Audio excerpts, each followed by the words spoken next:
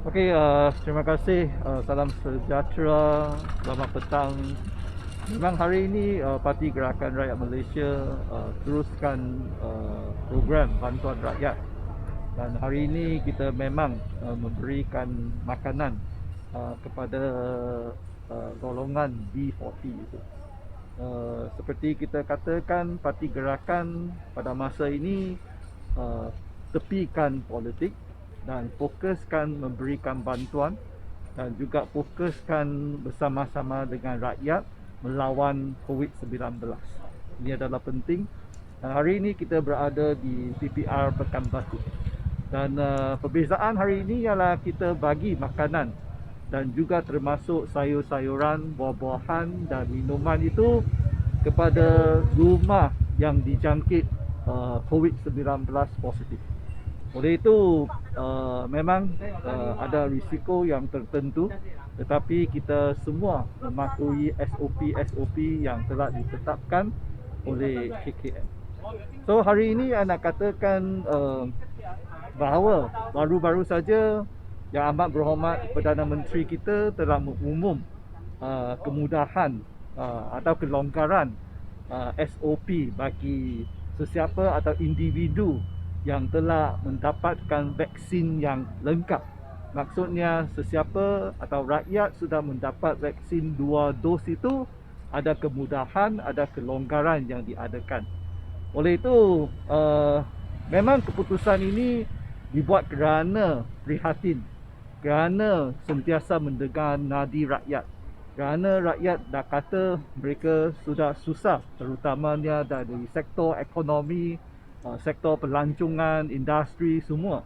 Tetapi yang nak katakan, memang keputusan ini walaupun baik, tetapi ada risiko yang tertentu yang kita mesti menghadapi bersama-sama. Oleh itulah saya berharap rakyat kita tidak mengabai atau tidak memandang remeh bagi kelonggaran ini. Kelonggaran ini tidak maksudnya kita tidak lagi mengikut SOP. Tak ada. SOP mesti ikut juga. Oleh itu kita nampak pada tempoh masa 6 minggu ini, kita mendapati di Hospital Sungai Buloh bahawa kadar yang merawat ward atau kadar yang masuk ICU itu sudah turun, ada trend yang menurun. Ini adalah tanda yang baik, kerana ini terutamanya bagi golongan yang warga emas, golongan yang berusia 60 tahun, kerana mereka sudah dapat vaksin lengkap atau 2 dos itu. Ini sudah ada kesan lah, kita katakan sudah ada kesan. Dan saya pun nak ambil kesempatan ini nak mengingatkan rakyat lagi, sekali lagi mesti mematuhi SOP, dan jugalah jangan menipu atau memasukkan digital certificate vaksinasi itu.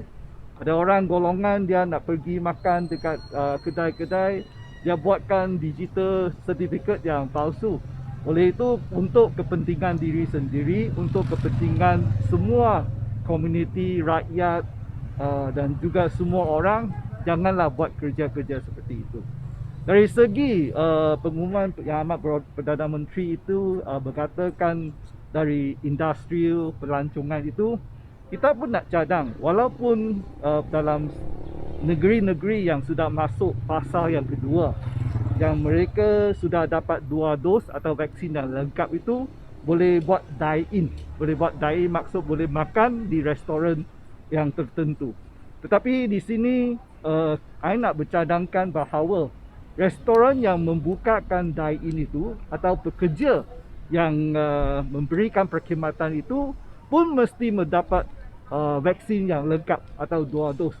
So mana-mana restoran yang tak dapat vaksin yang lengkap itu, saya nak cadangkan bahawa restoran ini hanya bagi perkhidmatan take away only, tak boleh dine in.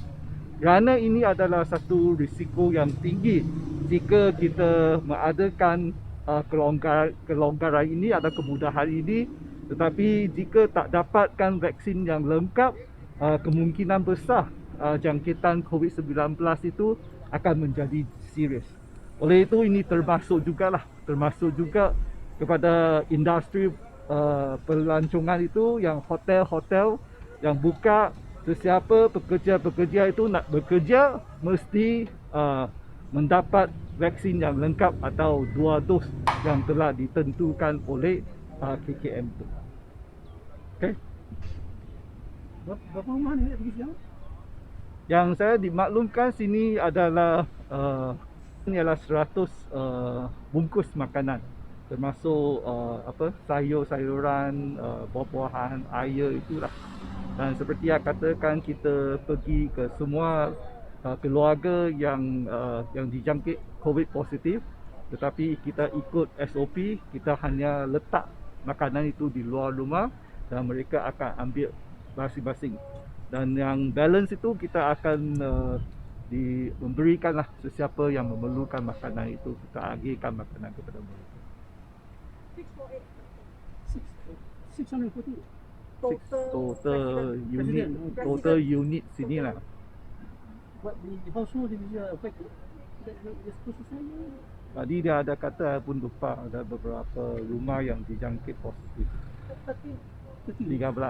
Ada 13 unit lah yang dijangkit positif itu, dan kita akan memberikan bantuan kepada mereka. Apa langkah kerajaan membenarkan melonggarkan arahan boleh merentas negeri kan kepada sesiapa yang mendapat 2 vaksin itu kan, membuatkan rakyat rasa gembira lah tu kan. Tapi walaupun begitu, pihak pembangkang tetap lagi menggembar-gemburkan, membuat onar lah orang kata kan.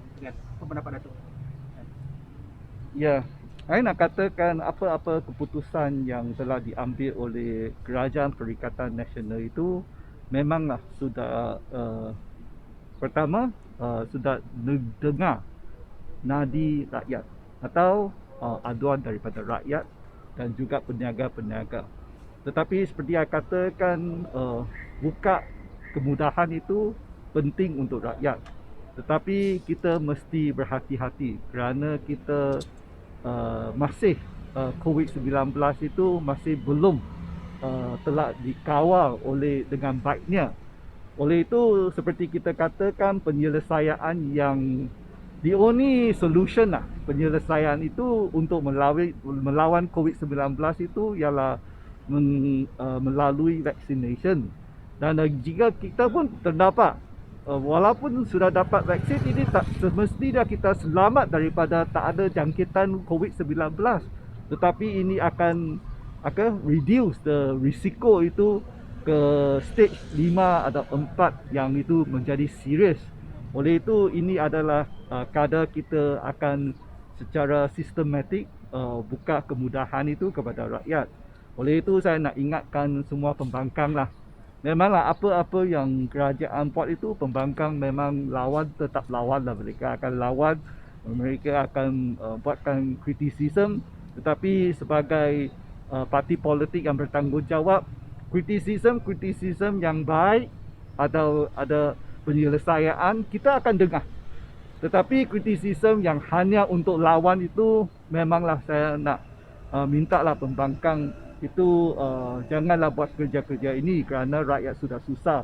Seperti Sultan Johor sudah mengatakan atau mengingatkan semua ahli-ahli politik itu tepikan agenda politik, tetapi mementingkanlah kehidupan rakyat dan juga memberilah bantuan kepada rakyat yang memerlukan bantuan.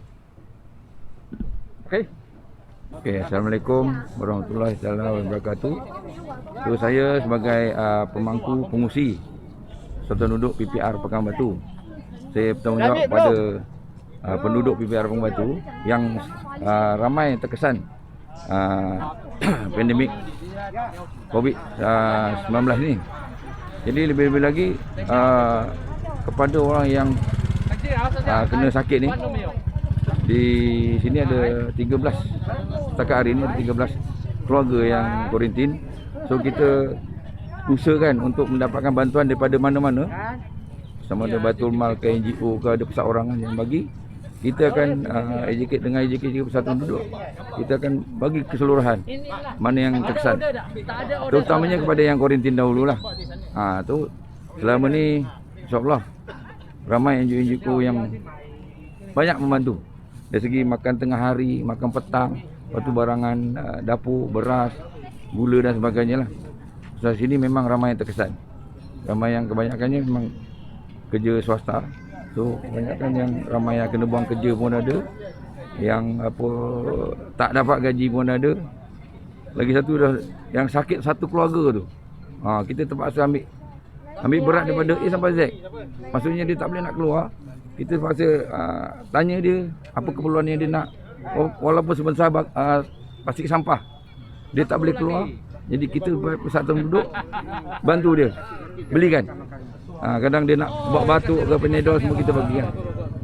So saya terima kasihlah kepada Presiden Parti Gerakan, kepada YB Dominic Lau yang prihatin terhadap kita punya penduduk di PPR Pekanbaru ni. Okey. Ya. Kematian sekarang ada 5 kematian. COVID.